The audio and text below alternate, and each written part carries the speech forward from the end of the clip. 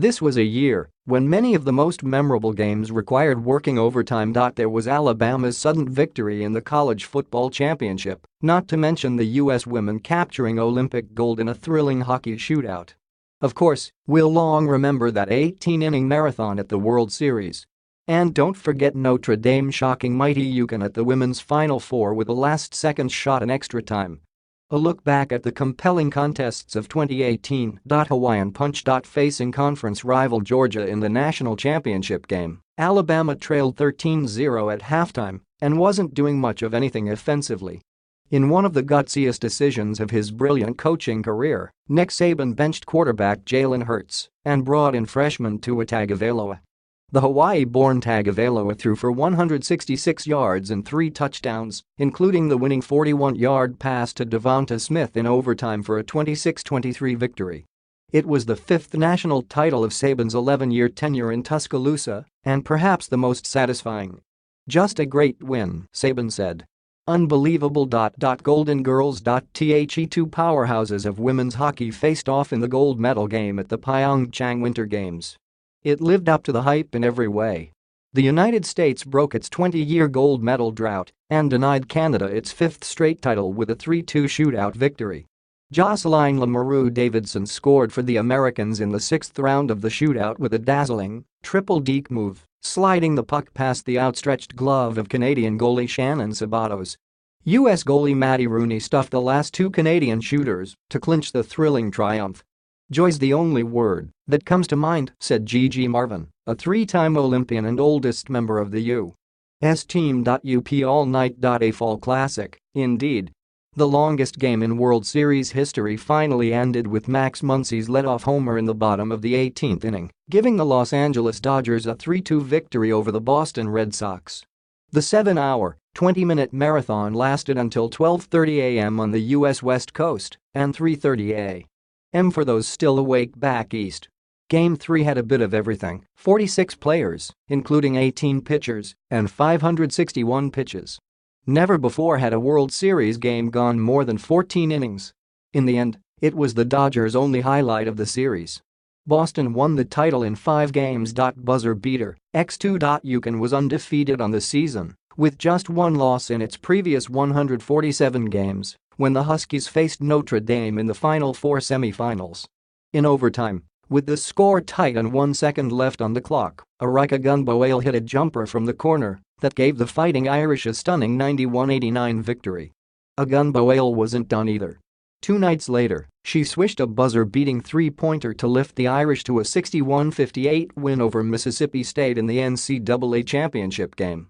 Minnesota Miracle. Case Keenum was down to his final play in an NFL playoff game. His only option was to throw the ball up like he used to do his Texas backyard and hope for the best. Keenum heaved a pass along the sideline to Stephen Diggs, who somehow slithered away from the defense for a 61-yard touchdown that gave the Minnesota Vikings a 29-24 victory over the New Orleans Saints. "It never ends that way," Diggs said.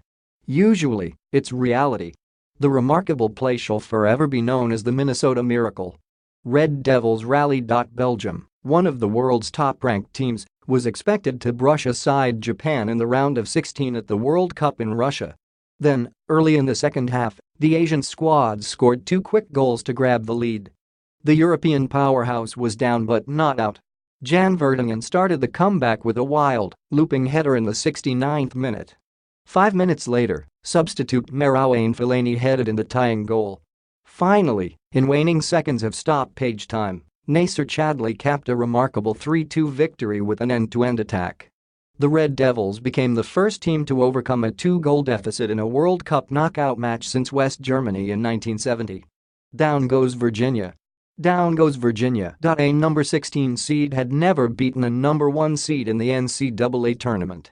Until the University of Maryland-Baltimore County came along. The Retrievers, representing a school better known for chess, etched their name alongside memorable underdogs such as Buster Douglas and the 1980 U.S. men's hockey team with a dominating 74-54 rout of Virginia. The Cavaliers entered the NCAA tournament as the No.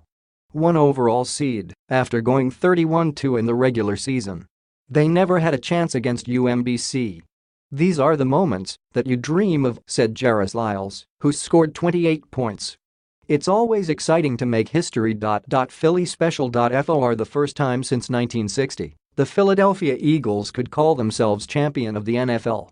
They did it with a thrilling Super Bowl victory over Tom Brady and the New England Patriots that rewrote the offensive record book. Nick Foles guided the drive of a lifetime, capped off by Zach Ertz's bobbling touchdown catch that had to survive replay review. Then, an exhausted defense came up with 2 stands in the final moments to preserve the 41-33 victory.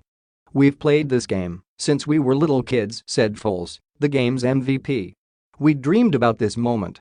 Jr. for the tie. With LeBron James scoring 51 points, the Cleveland Cavaliers had a chance to steal Game 1 of the NBA Finals at Golden State. But, after George Hill missed the second of 2 free throws with 4.7 seconds remaining, J.R. Smith grabbed the offensive rebound and inexplicably dribbled back toward half-court instead of shooting. Though he denied it afterward, it seemed clear Smith thought the Cavaliers were leading.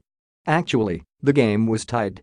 The Cavs never got off a shot, lost 124-114 in overtime, and were swept by the Warriors in 4 straight games. It turned out to be James' last hurrah in Cleveland. He moved on after the season to the Los Angeles Lakers.